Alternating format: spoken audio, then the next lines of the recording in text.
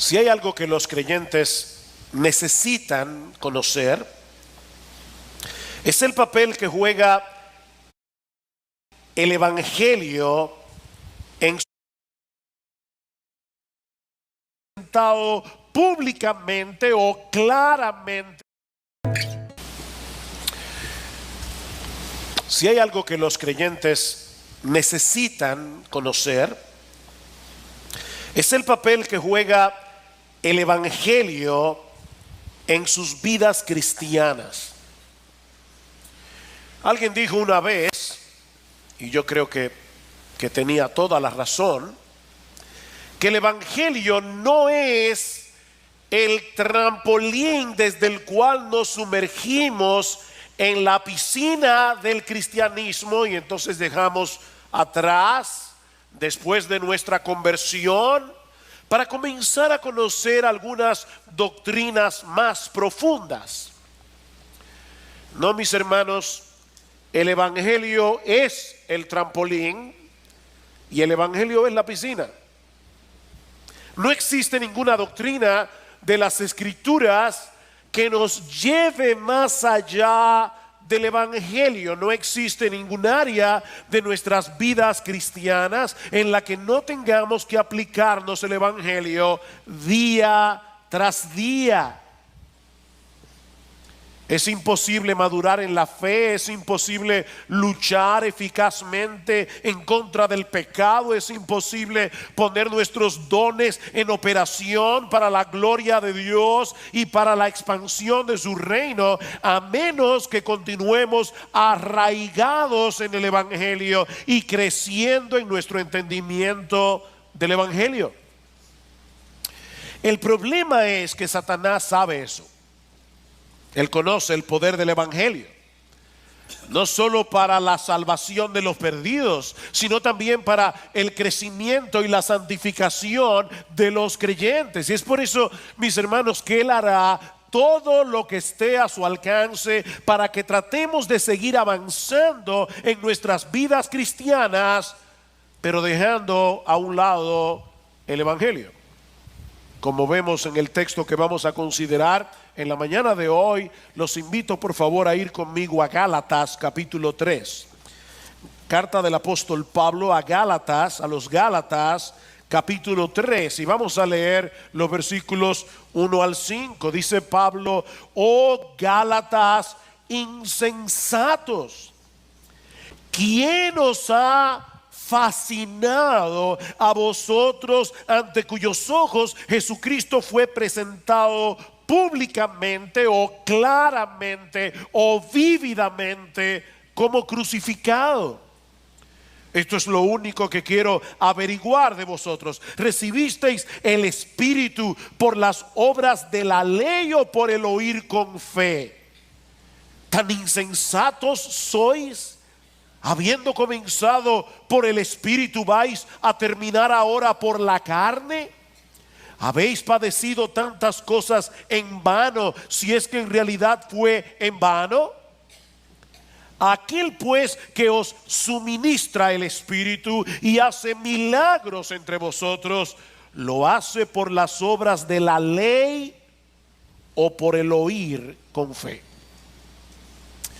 Los creyentes que recibieron originalmente esta carta obviamente estaban siendo seducidos por falsos maestros que predicaban un evangelio diferente del que ellos habían abrazado al momento de su conversión. Los promotores de este falso evangelio, que eran llamados los judaizantes, estaban tratando de convencer a estos creyentes de que la fe en Cristo por sí sola no era suficiente para alcanzar el favor de Dios y para seguir avanzando en el camino de la vida cristiana.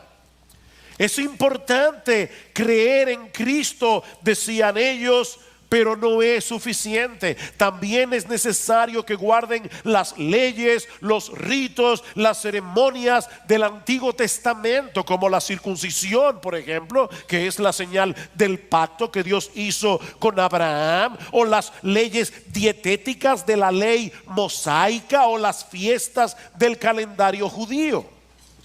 En otras palabras, mis hermanos, ellos estaban añadiéndole obras a la fe y a la gracia.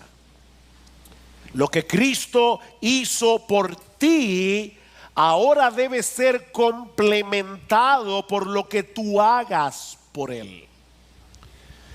Es ese evangelio distorsionado el que Pablo condena en el capítulo 1 de la carta. Vayan conmigo a Gálatas capítulo 1 versículos 6 en adelante. Dice: me maravillo de que tan pronto hayáis abandonado al que os llamó por la gracia de Cristo para seguir un evangelio diferente. Y ahora Pablo aclara que en realidad no es otro evangelio, solo que hay algunos que os perturban y quieren pervertir el evangelio de Cristo. Y ahora escuchen: pero si aún nosotros o un ángel del cielo os anunciara otro evangelio contrario al que os hemos anunciado, que sea anatema. Y esta palabra significa maldito de Dios. Versículo 9: como hemos dicho antes, también repito ahora, si alguno os anuncia un evangelio contrario al que habéis recibido, que sea anatema. Abrazar ese evangelio, que a final de cuentas, dice Pablo, no es ningún evangelio, no es ninguna buena noticia, es colocarse a sí mismo bajo las palabras de condenación que Pablo está pronunciando aquí. Ahora bien, yo estoy seguro, espero, que ningún hermano de esta iglesia piense que deba circuncidarse o que debe guardar algunos ritos y ceremonias de la ley para ser salvos o para completar nuestra salvación en Cristo. Pero mis hermanos, ¿cuál es el papel que juegan nuestras obras en la santificación? ¿Qué de otras cosas como leer la Biblia, orar, venir a la iglesia, ofrendar, evangelizar o simplemente obedecer los mandamientos de Dios? ¿Cómo conjugamos la doctrina de la justificación por la fe sola, que es el corazón, la esencia del evangelio, es decir, que nosotros somos declarados justos en el tribunal de Dios únicamente por la obra de Cristo, por la obediencia perfecta de Cristo y su muerte en la cruz? ¿Cómo conjugamos esta doctrina de la justificación por la fe sola con la responsabilidad que tenemos los creyentes de ocuparnos en nuestra salvación con temor y temblor, como dice Pablo en Filipenses capítulo 2 versículos 12 al 13? Miren, mis hermanos, si no tenemos un claro entendimiento de cómo interactúan estos dos elementos en nuestra vida cristiana práctica, tarde o temprano terminaremos extraviados, como sucedió con estos creyentes de Galacia. Ellos eran creyentes, pero se extraviaron. Fueron estorbados. Como les dice Pablo en el capítulo 5, ¿quién los estorbó? Ustedes iban corriendo bien. ¿Quién los estorbó? Cuando Pablo les predicó el evangelio en su segundo viaje misionero, ellos abrazaron por fe la realidad de que la salvación dependía únicamente de lo que Cristo hizo a nuestro favor en la cruz del Calvario. Pero un tiempo después comenzaron a prestar oídos a las enseñanzas de estos falsos maestros que los estaban tratando de mover a vivir por las obras, no por la fe. Vean una vez más el capítulo 3 versículo 1: oh Gálatas insensatos, ¿quién os ha fascinado? Esta palabra, que se traduce como insensato, no señala a una persona que es ignorante, no ha sido instruido en ciertas cosas, no. Es más bien la persona que es fácilmente engañada por los falsos maestros debido a su pensamiento descuidado, debido a su falta de discernimiento. Es la palabra que usa el Señor a los discípulos que iban camino de Emaús. ¿Recuerdan? Oh insensatos y tardos de corazón para creer todo lo que los profetas han dicho. Lucas capítulo 24 versículo 25. Hay una paráfrasis del Nuevo Testamento. Una paráfrasis es una traducción que trata más bien de traer cuál es la idea del texto, y esta paráfrasis es muy famosa, la paráfrasis de J.B. Phillips, que traduce esta frase de esta manera: oh mis queridos idiotas de Galacia, oh mis queridos estúpidos de Galacia,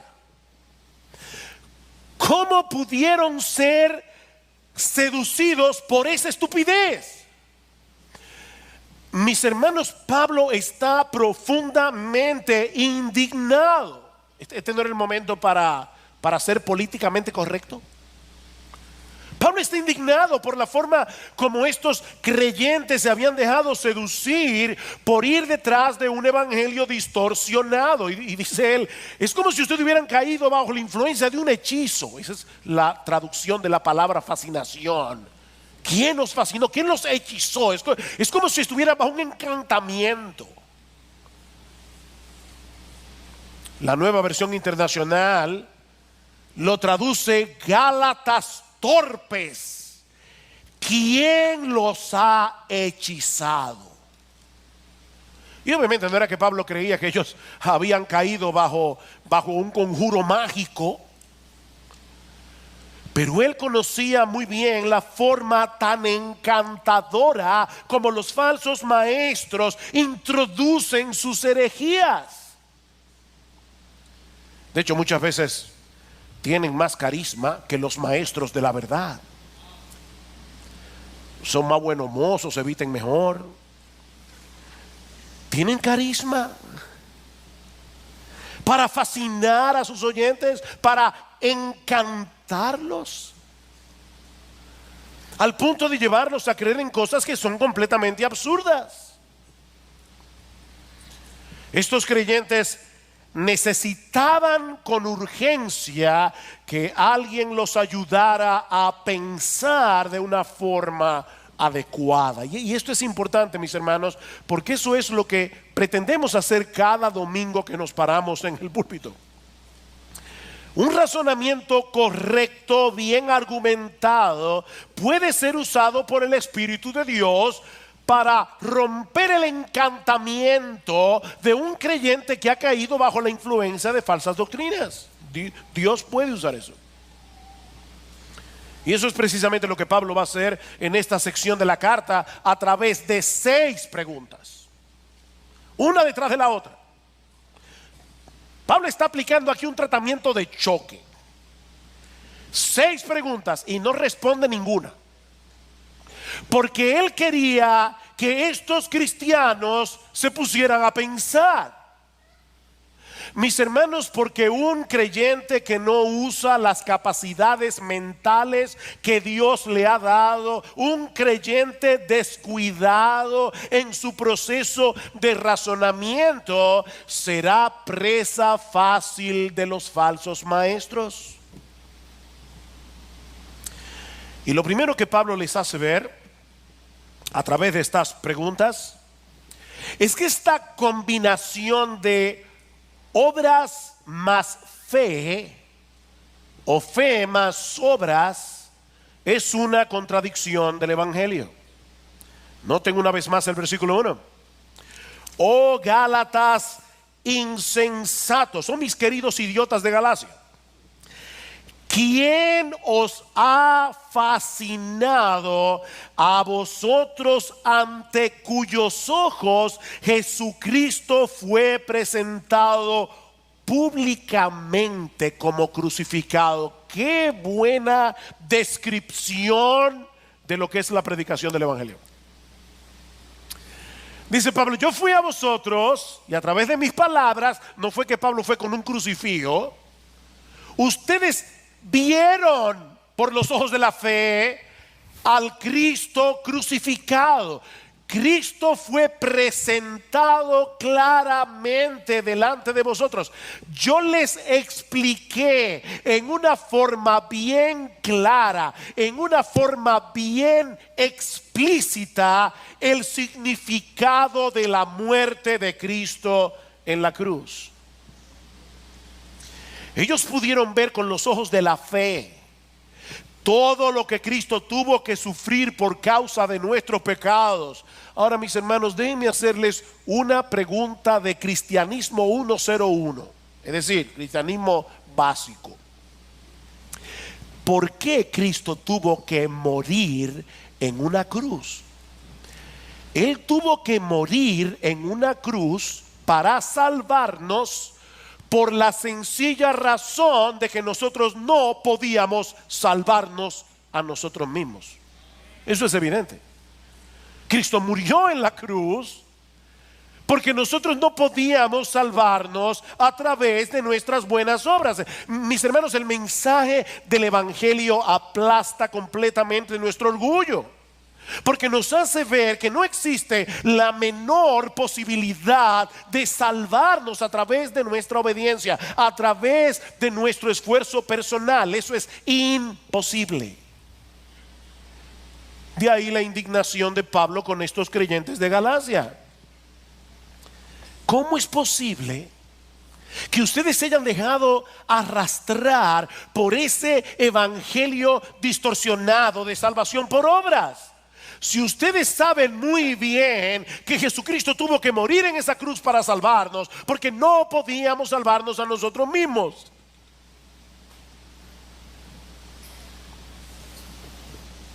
Me acuerdo un hermano de nuestra iglesia que hace muchos años leyó un libro acerca de cómo tienta a Satanás. Y él dijo: wow, ya yo sé cómo es el asunto. Yo no vuelvo a dejar que me engañe.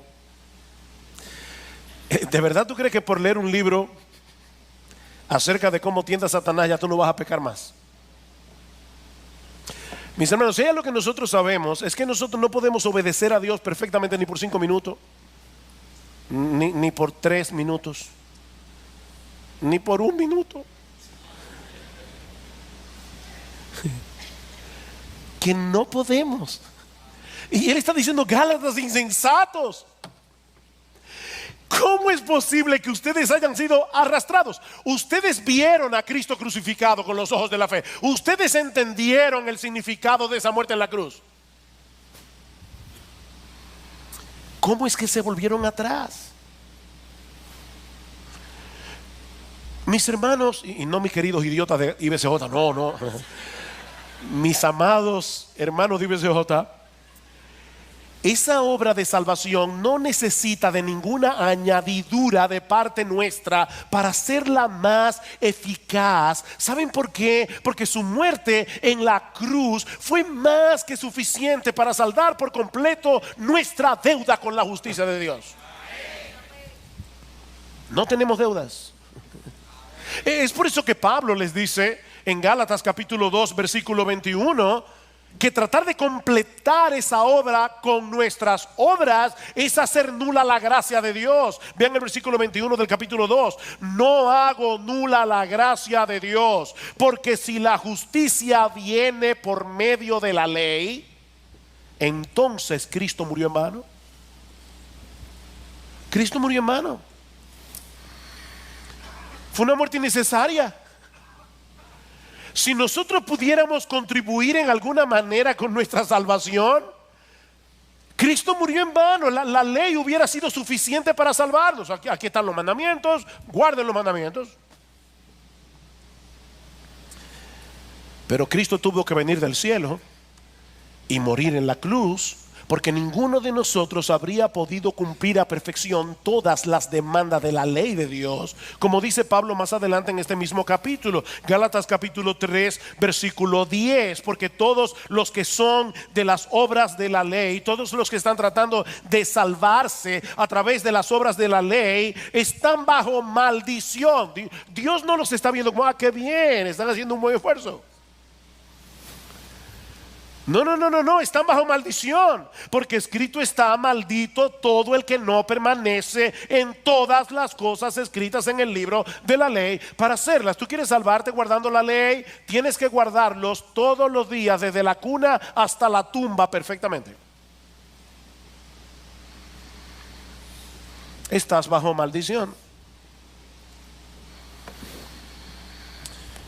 Pero esa combinación de fe más obras no solo contradice el Evangelio, sino que Pablo quiere hacerles ver, en segundo lugar, que también contradice la obra del Espíritu en nosotros. La obra del Espíritu en nosotros. Versículo 2. Esto es lo único que quiero averiguar de vosotros. ¿Recibisteis el Espíritu por las obras de la ley o por el oír con fe? Cuando una persona se convierte al Señor Jesucristo por el poder del Espíritu Santo, el Espíritu Santo viene a morar permanentemente en esa persona. Oigan lo que estoy diciendo. Es por medio de su Espíritu que Cristo abre nuestros ojos para que veamos nuestra condición, para que veamos nuestro pecado, para que entendamos qué fue lo que Él hizo en la cruz del Calvario. El Espíritu Santo hace eso. El Espíritu Santo es el que eficazmente, a través de la predicación del Evangelio, nos mueve a creer en Cristo, y al creer en Cristo, el Espíritu de Dios viene a morar permanentemente en nosotros. Cristo vive en nosotros porque su Espíritu mora en nosotros. ¿Recuerdan en el aposento alto cuando los discípulos estaban todos entristecidos porque el Señor les había anunciado que se iba, y Cristo les dice: yo no los voy a dejar huérfanos, yo vendré a vosotros como en el Espíritu. Yo rogaré al Padre y os dará otro consolador, el Espíritu de verdad. Yo no los voy a dejar huérfanos. De hecho, en Gálatas capítulo 4, versículo 6 dice explícitamente: porque sois hijos de Dios, Dios ha enviado el Espíritu de su Hijo a nuestros corazones, clamando: Abba, Padre. El Espíritu de Cristo vive en nosotros. Romanos capítulo 8, versículo 9. Si alguno no tiene el Espíritu de Cristo, el tal no es de Él. La pregunta es: ¿cómo fue que ustedes recibieron el Espíritu? Le está diciendo Pablo. ¿Acaso fue por alguna obra que ustedes hicieron? ¿Es que ustedes de repente decidieron portarse bien y entonces el Espíritu vino a ustedes? ¿Cómo recibieron el Espíritu? ¿Fue por las obras de la ley o fue por el oír con fe? No fue por ninguna cosa que ellos hubieran hecho por Dios, sino por la obra que Dios hizo en ellos a través del Evangelio por el poder de su Espíritu. Así que, mis hermanos, lo único que ellos hicieron, y todos los cristianos que están aquí, para recibir el Espíritu, fue escuchar el Evangelio con fe. No fue por las obras de la ley, fue por el oír con fe. Pero ahora viene la parte más crucial de este pasaje. Hermanos, esta es la parte más crucial de este pasaje. Versículo 3.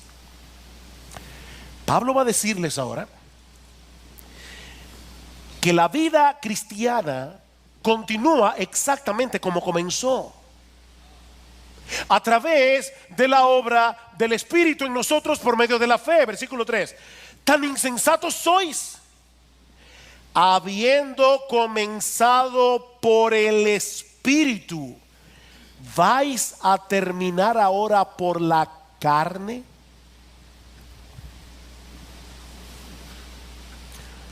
Pablo quería que estos creyentes pensaran, y yo quiero que ustedes lo hagan también, porque lo que Pablo está diciendo aquí no es simple. Esto requiere poner atención. Pablo está introduciendo aquí un nuevo contraste. ¿Se dieron cuenta? En el versículo 2 el contraste era entre las obras de la ley o el oír con fe. ¿Cuál es el contraste en el versículo 3? La carne o el espíritu. Las obras de la ley o el oír con fe. La carne o el espíritu. Ustedes son tan insensatos, les dice Pablo, que quieren terminar en la carne lo que comenzó por el espíritu. Esa es la pregunta. Y Pablo quiere hacerles ver que eso es absurdo. Lo que comenzó por el espíritu debe continuar y terminar por el espíritu. Pero aquí viene la pregunta del $1.000.000.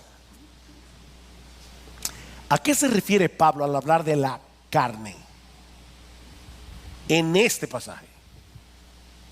En contraste con el espíritu, porque algunas veces la palabra carne se usa en la Biblia para referirse a nuestro cuerpo físico, a este cuerpo de carne. Y vamos a ver que en Gálatas capítulo 2 versículo 20 Pablo usa la palabra carne en ese sentido.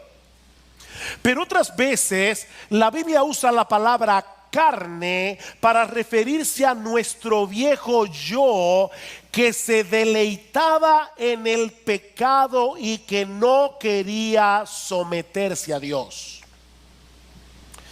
Ese viejo yo se gloriaba en su independencia de Dios.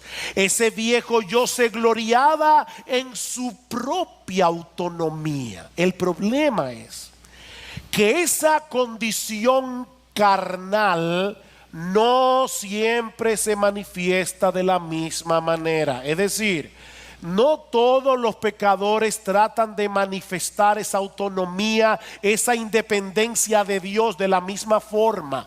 Algunos lo hacen viviendo una vida inmoral, viviendo una vida licenciosa. Más adelante Pablo va a decir que las obras de la carne son la fornicación, la mentira, la ira, la envidia. Esas son las obras de la carne.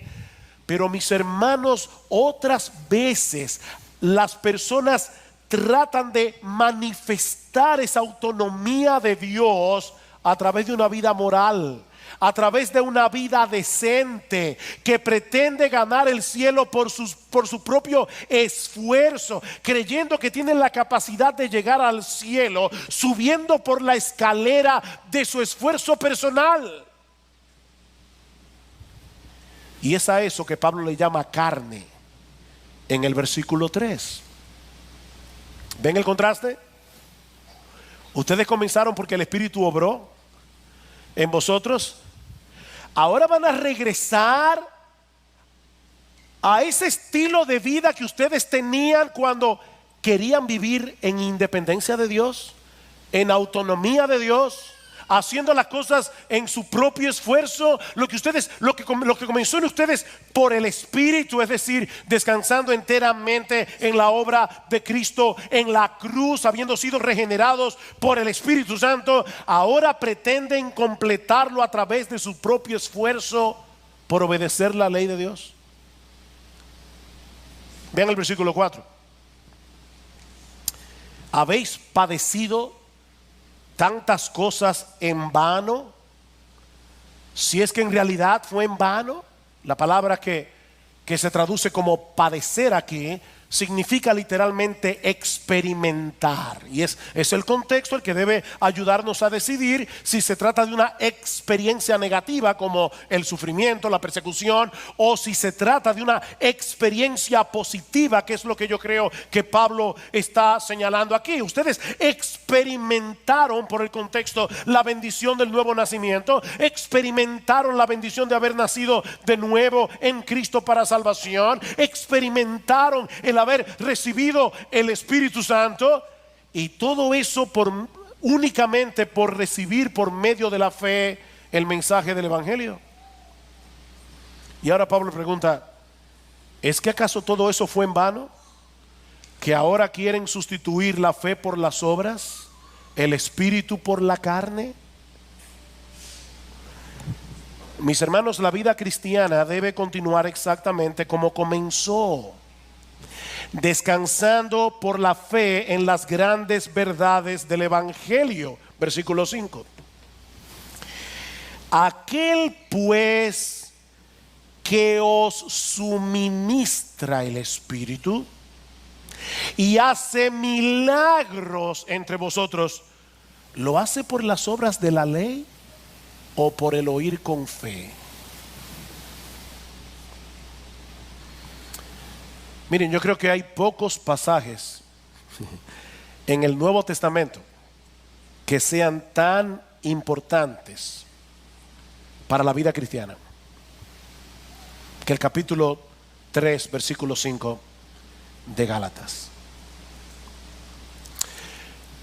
Pablo ha venido hablando de lo que ellos habían experimentado en el pasado, ¿se dieron cuenta? Pero ahora se refiere a lo que estaba sucediendo en medio de ellos en el presente.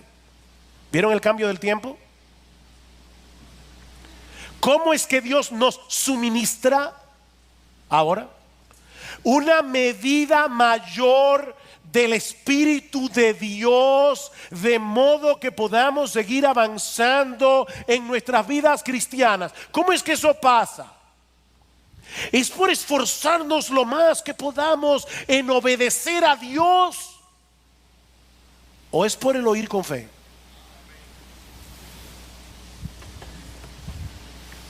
Y obviamente la respuesta sigue siendo la misma. Es por el oír con fe. La vida cristiana comienza por fe, la vida cristiana continúa por fe, la vida cristiana termina con fe. Es lo mismo que Pablo les había dicho unos versículos antes, Gálatas capítulo 2, versículo 20. Gálatas capítulo 2, versículo 20, alguien decía que Gálatas capítulo 3, versículos 1 al 5 no es otra cosa que un comentario ampliado de Gálatas capítulo 2, versículo 20. Así que lean Gálatas 2:20, que yo sé que ustedes conocen muy bien, algunos de memoria. Lean Gálatas 2:20 teniendo en cuenta todo lo que hemos dicho ya de Gálatas 3. Dice Pablo: con Cristo he sido crucificado. Y obviamente el pronombre tácito y sobreentendido es yo. Con Cristo yo he sido crucificado, de manera que ya no soy yo el que vive. Déjenme hacerles una pregunta. Mis hermanos, ¿quién es el yo que ha sido crucificado con Cristo? La respuesta es el viejo yo insubordinado que se gloriaba en su autonomía, el que quería hacer las cosas en sus propias fuerzas para llevarse la gloria, porque el que recibe el poder, el que da el poder, recibe la gloria, ¿verdad? El que da el poder, recibe la gloria. Si yo hago las cosas, los niños, una de las primeras cosas que aprenden a decir es yo solo. Ellos quieren hacer las cosas por sí mismos. Y por supuesto, eso es lo que le pasa al legalista. El legalista quiere obedecer, hacer las cosas en sus propias fuerzas. Y por supuesto le va a pasar lo siguiente: si tiene una pequeña victoria, se va a enorgullecer, porque fue en su propia fuerza. Pero si tiene una derrota, se va a frustrar. El legalista vive en esas dos ondas, o en orgullo o en frustración. Dice Pablo: ese yo fue crucificado con Cristo. Por lo tanto, ya no soy yo el que vive, sino que Cristo vive en mí. Otra vez, ¿cómo es que Cristo vive en mí? Por su Espíritu. Ya no vivo yo, es Cristo el que vive en mí. ¿Significa eso que ya yo no tengo ninguna responsabilidad en cuanto a mi vida cristiana? Lo único que yo tengo que hacer es quedarme tranquilo para que Cristo viva su vida en mí. No. Sigan leyendo. Y la vida que ahora vivo en la carne, perdonen otra vez que sea tan necio, pero ahora el necio soy yo, lo admito. ¿Quién es el sujeto tácito y sobreentendido de su oración? La vida que ahora vivo ¿Quién? Yo en la carne, es decir, la vida que vivo yo, mi nuevo yo regenerado que todavía permanece en este cuerpo físico, en este cuerpo de carne, pero que ahora tiene la bendición de contar con la presencia permanente del Espíritu Santo que nos mueve a la obediencia. Entre paréntesis, la vida que ahora vivo yo, mi nuevo yo, el regenerado, no el degenerado, sino el regenerado, la vivo por fe. Yo la vivo por fe en el Hijo de Dios, el cual me amó y se entregó a sí mismo por mí. ¿Cuál es la clave de mi nueva vida en Cristo? La fe en el Hijo de Dios que me amó y se entregó a sí mismo por mí. Mis hermanos, lo que Pablo está diciendo aquí es lo siguiente: soy yo el que tiene la responsabilidad de vivir la vida cristiana. Así como nadie se arrepintió por mí, ni creyó por mí cuando yo vine a Cristo en arrepentimiento y fe, nadie puede obedecer por mí, nadie puede leer la Biblia por mí, ni orar por mí, ni venir a la iglesia por mí, ni luchar contra el pecado por mí. Nadie puede hacer eso. Eso lo tenemos que hacer tú y yo. Pero ahora hay dos elementos en el creyente que cambian por completo la naturaleza de nuestra obediencia a Dios. La primera es que ahora no hago ninguna de esas cosas para ganarme el favor de Dios, sino con la tranquilidad de que ya tengo por completo su favor únicamente por causa de la obra de Cristo en la cruz del Calvario. Esa es la gran diferencia entre el legalista y el cristiano. El legalista obedece para ser aceptado por Dios, mientras que el creyente obedece con la gratitud y el gozo de saber que ya fue aceptado. Hay una diferencia. Fuimos aceptados por los méritos de otro, no por los nuestros, sino por los de nuestro bendito Señor y Salvador Jesucristo. Note lo que dice Gálatas capítulo 5 versículo 6, y me encanta este texto. Dice: porque en Cristo Jesús, perdón, versículo 5, porque nosotros por medio del Espíritu esperamos por fe la esperanza de justicia. Wow, aquí están todos los elementos. Nosotros por medio del Espíritu, esperamos por la fe la esperanza de justicia. Por la obra del Espíritu en mí, yo estoy seguro que el día que yo me presente en la presencia de Dios, yo voy a ser aceptado como justo en su presencia. ¿Cómo yo sé eso? Por la fe. Porque el Espíritu de Dios que mora en mí me lo asegura por su palabra.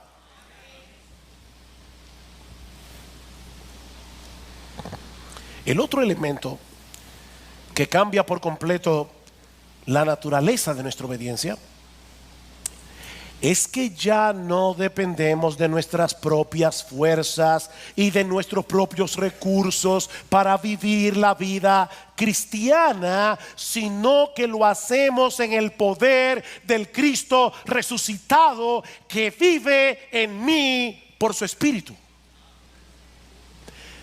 No es en mis propias fuerzas, es por la obra de Cristo en mí.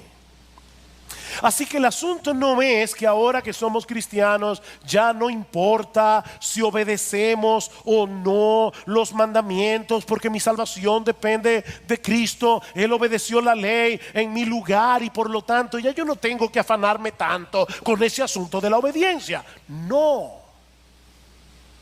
De hecho, escuchen lo que sigue diciendo Pablo en Gálatas capítulo 5, inmediatamente después de haber dicho que él espera por la fe, la justicia por el Espíritu. Dice el versículo 6: porque en Cristo Jesús ni la circuncisión ni la incircuncisión significan nada, sino la fe que obra por el amor.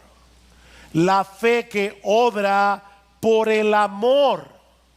Somos salvos únicamente por medio de la fe, pero la verdadera fe es una fe que produce obras de amor a Dios y de amor al prójimo. Si una fe no produce obras, es una fe muerta, y una fe muerta no va a salvar a nadie.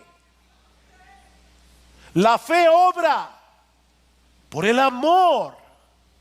Versículo 13, porque vosotros, 5:13, porque vosotros, hermanos, a libertad fuisteis llamados, solo que no uséis la libertad como pretexto para la carne, sino servíos por amor los unos a los otros, porque toda la ley en una palabra se cumple en el precepto: amarás a tu prójimo como a ti mismo. ¿Ven el punto? No es que ya a mí no me importa la ley,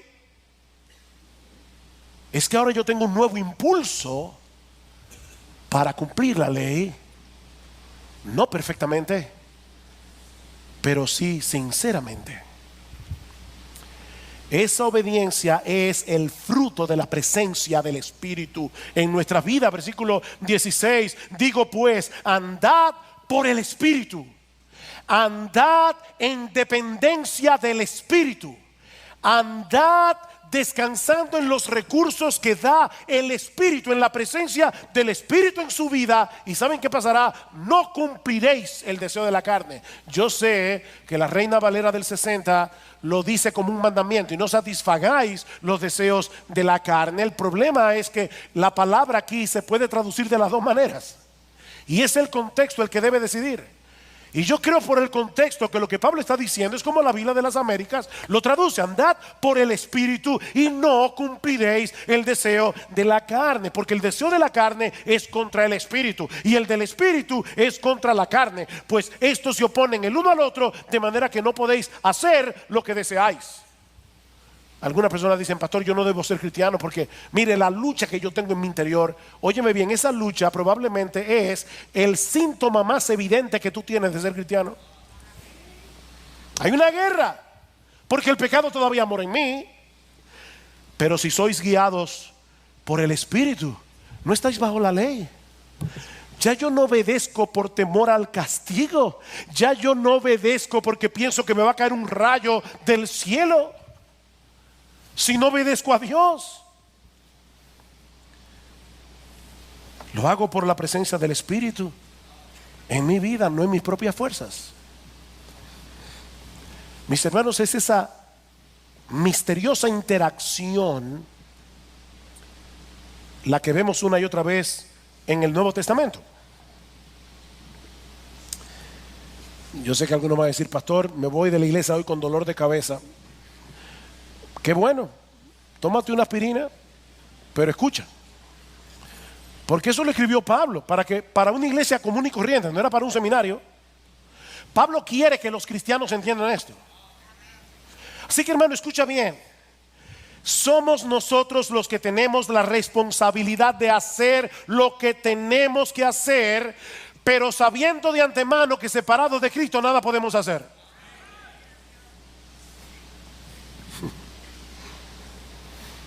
¿Tú oíste eso? Somos nosotros los que tenemos que hacer lo que tenemos que hacer, pero sabiendo de antemano que separados de Cristo nada podemos hacer. Tenemos que vivir en dependencia del Espíritu que vive en mí y que obra en mí. Oigan estos textos rápidamente. Colosenses 1:29. Y con este fin también trabajo, dice Pablo, esforzándome. Yo trabajo esforzándome según su poder que obra poderosamente en mí. Yo trabajo, yo me esfuerzo, amparado en ese poder. Colosenses 2:6-7. Por tanto, de la manera que recibisteis a Cristo Jesús el Señor, por la fe, ¿verdad? Andad así en Él. Debe continuar como comenzó. Tú lo recibiste por la fe a Cristo, sigue así. Filipenses 2, 12 al 13. Así que, amados míos, tal como siempre habéis obedecido, no solo en mi presencia, sino ahora mucho más en mi ausencia, ocupaos en vuestra salvación con temor y temblor. ¿Quién es el que debe ocuparse en mi salvación con temor y temblor? Yo. Porque Dios es quien obra tanto el querer como el hacer en nosotros por su buena voluntad. Ocúpate, porque Dios obra. La obra de Dios no debe llevarme a no hacer nada, sino a ocuparme en mi salvación con temor y con temblor. Primera de Pedro 4:10. Según cada uno ha recibido un don especial, úselo sirviéndoos los unos a los otros como buenos administradores de la multiforme gracia de Dios. El que habla, que hable conforme a las palabras de Dios. El que sirve, que lo haga por la fortaleza que Dios da. ¿Y saben para qué? Versículo 11. Para que en todo Dios sea glorificado mediante Jesucristo, a quien pertenecen la gloria y el dominio por los siglos de los siglos. Amén. ¿Qué decíamos antes? El que da el poder recibe la gloria, y el que da el poder para poder servirnos en amor los unos a los otros es Cristo, que vive en su espíritu en mí. Él se lleva la gloria. Mire, pastor, hasta aquí lo entiendo de forma teórica, pero ¿cómo se hace eso? Y yo quiero ser lo más práctico que yo pueda en esta mañana. Yo no quiero que usted vaya de aquí diciendo, bueno, yo entendí la teoría, pero no sé cómo poner esto en la práctica. ¿Cómo es que yo puedo hacer lo que tengo que hacer, pero en dependencia del Espíritu? Aquí está la respuesta, y la voy a ampliar, no se preocupen. Confiando por la fe en el Evangelio de Cristo y amparándonos por fe en todas las promesas de Dios reveladas en las Escrituras y que han venido a ser nuestras por causa de Cristo. Oigan otra vez el versículo 5 de Gálatas 3, y por eso les decía que este texto es tan importante. Aquel pues que os suministra el Espíritu. Nosotros queremos ser llenos del Espíritu. Nosotros queremos tener más de la influencia del Espíritu, ¿no es así? Aquel pues que os suministra el Espíritu y que hace milagros entre vosotros, ¿lo hace por las obras de la ley o por el oír con fe? El oír con fe, ¿el qué? El Evangelio. Versículo 6. Así Abraham creyó a Dios y le fue contado como justicia. Por consiguiente, sabed que los que son de fe, estos son hijos de Abraham. Los que creyeron en ese Evangelio que Dios les reveló a Abraham y que él creyó por la fe. ¿Cómo es que Dios nos suministra el Espíritu? ¿Cómo es que Dios hace milagros entre nosotros? Por el oír con fe el Evangelio de Cristo, por ampararnos por fe en todas las promesas de Dios reveladas en las Escrituras y que han venido a ser nuestras por causa de Cristo. Segunda a los Corintios capítulo 1 versículo 20. Todas las promesas de Dios son en Él sí y en Él amén. Si tú no estás en Cristo, las promesas de Dios no son para ti. Pero si tú estás en Cristo, Él compró todas esas promesas con su sangre para ti. Déjenme poner un ejemplo práctico. No se preocupen que vamos a terminar, creo que a tiempo. No se afanen. Un ejemplo práctico. Vamos bien. Todos aquí seguramente han escuchado alguna vez la regla de oro, ¿verdad? Todo cuanto queráis que os hagan los hombres, así también haced vosotros con ellos, porque esta es la ley y los profetas. Obedecer ese mandamiento es cumplir toda la ley.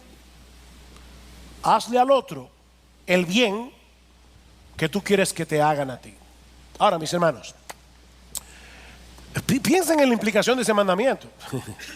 Obedecer este mandamiento en nuestra propia fuerza no es difícil, es imposible. ¿No es así? De verdad, esto es imposible. Nos amamos demasiado a nosotros mismos como para poder hacer con los demás lo que nosotros queremos que los demás hagan con nosotros. Pero ahí está el mandamiento. No podemos borrarlo de la Biblia y tenemos que obedecerlo porque esa es la voluntad de Dios. Ok. Si tú conoces bien tu Biblia, probablemente te diste cuenta que yo salté 2 palabras del texto. Y 2 palabras que hacen toda la diferencia. Este texto comienza de esta forma. Por eso,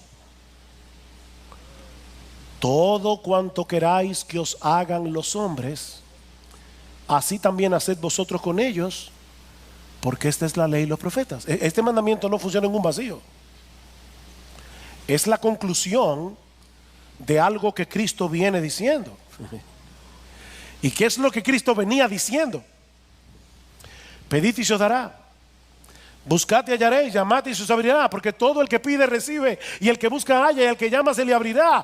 ¿Qué hombre hay entre vosotros que si su hijo le pide pan, le dará una piedra, o si le pide un pescado, le dará una serpiente? Pues si vosotros, siendo malos, sabéis dar buenas dádivas a vuestros hijos, ¿cuánto más vuestro Padre que está en los cielos dará buenas cosas a los que le pidan? Por eso, dedícate a cumplir la regla de oro. Mis hermanos, la razón por la que nosotros somos tan egoístas es porque pensamos en lo más profundo de nuestro corazón que si no nos ocupamos de nosotros mismos, nadie lo hará. Pero Cristo nos está liberando aquí. Cristo nos está dando una promesa en este texto de la cual podemos y debemos apropiarnos por la fe todos aquellos que estamos en Cristo. Tú tienes un Padre en los cielos que cuida de ti. Ampárate por la fe en esa promesa, porque esa promesa es tuya. Romanos 8:32 es la madre de todas las promesas. El que no escatimó ni a su propio Hijo, sino que lo entregó por todos nosotros, ¿cómo no nos dará juntamente con Él todas las cosas? ¿Tú crees en eso? Esa es una promesa del Evangelio que Cristo compró con sangre para ti. Dedícate a servir a los demás por amor. Y que nadie piense que eso significa que Dios nos va a dar todas las buenas cosas que yo quiero, ¿verdad? Como decíamos una vez, alguien decía, en la vida lo más importante son las cosas pequeñas, un pequeño yate, una pequeña mansión, una pequeña fortuna. No es eso lo que Pablo está diciendo. Porque más adelante dice que por causa de Cristo somos muertos cada día, somos perseguidos, tenemos espada, pero aún a pesar de todas esas persecuciones, Dios nos va a dar todo lo que necesitamos para vivir una vida bienaventurada que le glorifique a Él y que sea de bendición para otros. ¿Qué significa entonces vivir en dependencia del Espíritu?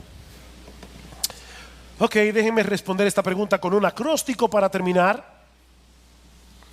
Un acróstico que aprendí hace un tiempo atrás y que ha sido muy útil para mí, tanto para mi vida cristiana como para mi ministerio. Cada vez que voy a predicar, yo recuerdo este acróstico. Adaptado al español es ROCA, con doble A. ROCA. Reconoce, ora, confía, actúa y agradece. Y por si acaso, estos no son los 5 pasos para una vida exitosa y feliz.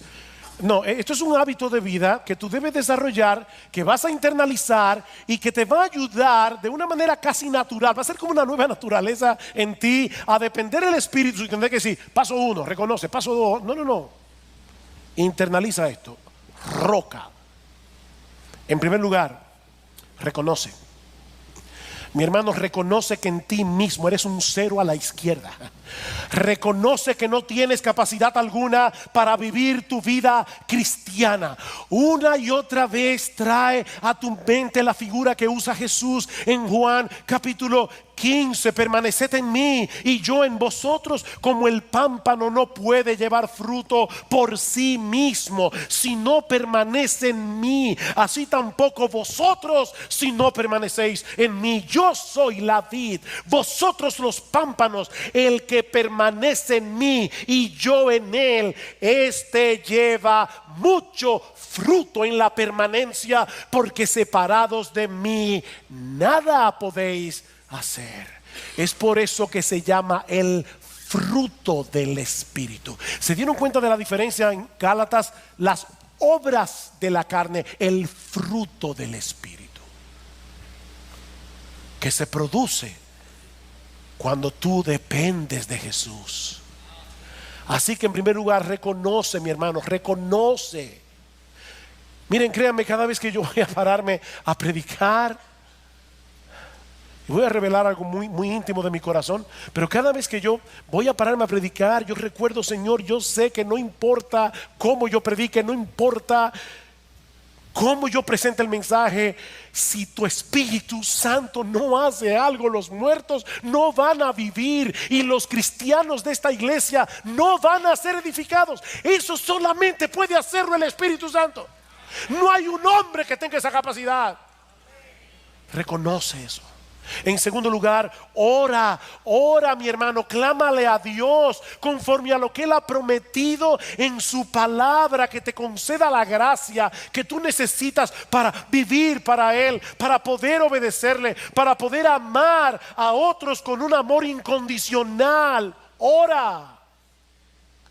Escucha cómo Pablo oraba por los creyentes de Colosa. Y apropiate de esa oración para orar por ti y para orar por otros. Por esta razón también nosotros, desde el día que lo oímos, no hemos cesado de orar por vosotros y de rogar que seáis llenos del conocimiento de su voluntad, en toda sabiduría y comprensión espiritual, para que andéis como es digno del Señor, agradándole en todo, dando fruto en toda buena obra y creciendo en el conocimiento de Dios, fortalecido con todo poder según la potencia de su gloria. Yo quiero que ustedes vivan de esta manera. Yo quiero que ustedes agraden a Dios, pero fortalecido con todo poder en toda potencia de su gloria. Señor, dame ese poder. Dame ese poder. Señor, yo no puedo vencer la envidia de mi corazón. Yo no puedo vencer la lujuria de mi corazón. Yo no puedo vencer la ira que hay en mí. Yo no puedo. Ora. En tercer lugar, confía. Confía, mi hermano, en las promesas. En las promesas que Dios nos ha dejado en su palabra, porque Él es un Dios fiel. Él ha prometido capacitarnos. Él ha prometido estar con nosotros todos los días hasta el fin del mundo. Él ha prometido ser nuestro amparo y fortaleza en momentos de necesidad. Ampárate por fe en todo lo que Dios nos ha prometido en Cristo, porque, mi hermano, eso es lo que energiza nuestra obediencia. Dice Pablo en Romanos capítulo 15 versículo 13: y el Dios de esperanza os llene de todo gozo y paz en el creer, para que abundéis en esperanza por el poder del Espíritu Santo. ¿Por qué tú envidias? No, pastor, yo no envidio. Mentiroso. ¿Por qué tú quieres tener cosas que otros tienen? Porque en el fondo de tu corazón tú crees que tú mereces algo mejor. Aplícate el Evangelio y van a pasar dos cosas. Te vas a dar cuenta, en primer lugar, que lo que tú mereces es el infierno, y en segundo lugar, que tú tienes infinitamente más de lo que mereces. Tú tienes el perdón de los pecados, tú tienes el don de la vida eterna, tú tienes a Jesucristo, tú tienes un Padre en los cielos, tú tienes el Espíritu Santo.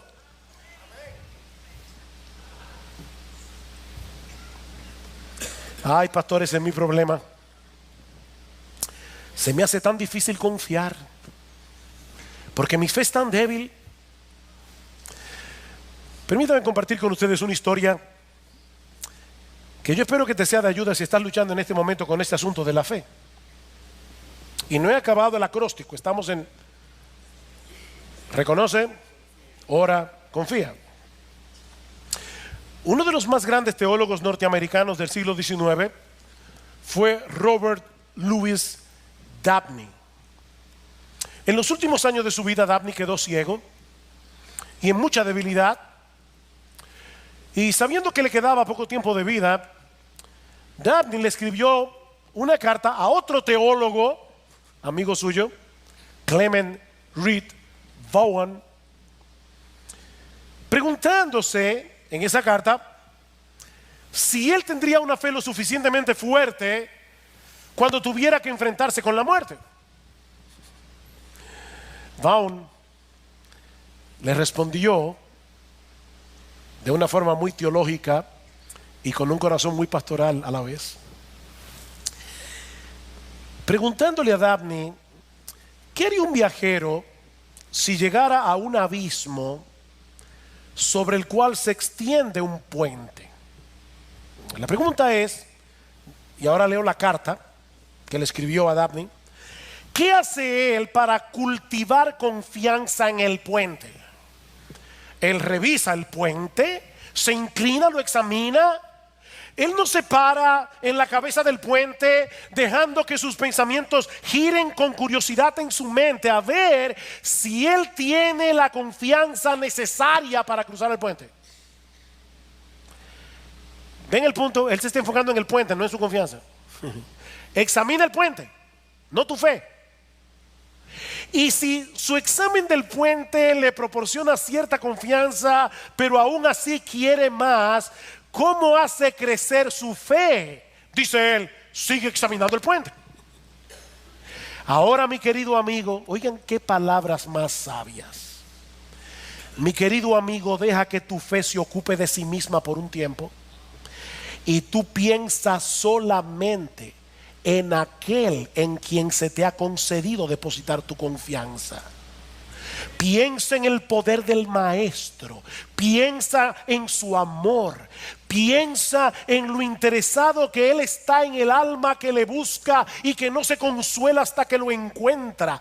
Piensa en lo que Él ha hecho, en su obra, porque su sangre es más poderosa que todos los pecados de todos los pecadores que alguna vez hayan existido.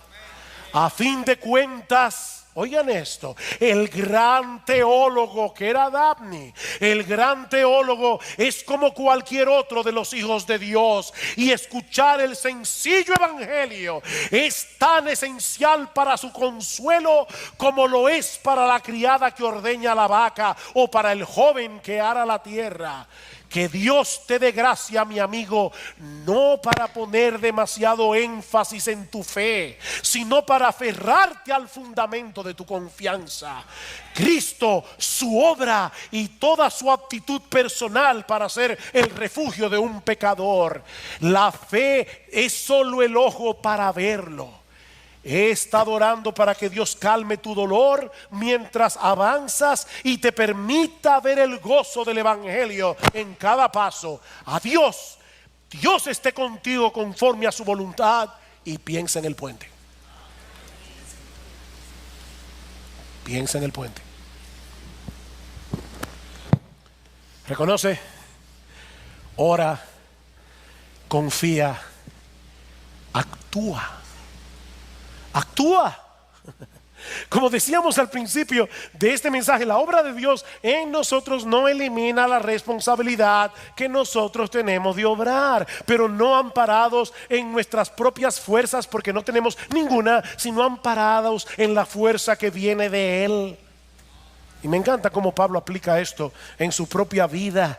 Dice él a los corintios: yo soy el más insignificante de los apóstoles, que no soy digno de ser llamado apóstol, porque yo perseguí a la iglesia de Dios. Pero por la gracia de Dios yo soy lo que soy, y su gracia para conmigo no resultó vana. Antes bien he trabajado más que todos ellos, pero no yo, sino la gracia de Dios en mí. Actúa. Y finalmente, agradece. Agradece. Dale gracias al Señor por cada victoria, por más pequeña que sea, en el pecado. Por cada paso en el camino de la obediencia, por pequeño que sea. Por cada servicio de amor. Sí, yo sé que uno sirve y se pregunta, ¿habrá sido con una buena motivación? Mis hermanos, muchas veces las motivaciones vienen mezcladas. Pero sirve. Sirve en amor. No te quedes paralizado por el problema de las motivaciones. Sirve en amor orando. Y da gracias después que lo hagas. Porque al hacerlo, te recordarás constantemente a ti mismo de que no fue en tus propias fuerzas que lo hiciste, sino por la obra de su Espíritu en ti. Eso es vivir en dependencia del Espíritu. No se trata de dejar de hacer lo que tienes que hacer esperando que Dios haga la obra. Es hacer lo que tienes que hacer confiando en lo que ya Dios hizo a nuestro favor por medio de la obra redentora de Cristo y en lo que Él ha prometido seguir haciendo por medio de su Espíritu que mora en ti, si eres un verdadero creyente. La vida cristiana es una vida de fe, de principio a fin, pero no de una fe que descanse en la fe. No es una fe que descanse en la fe.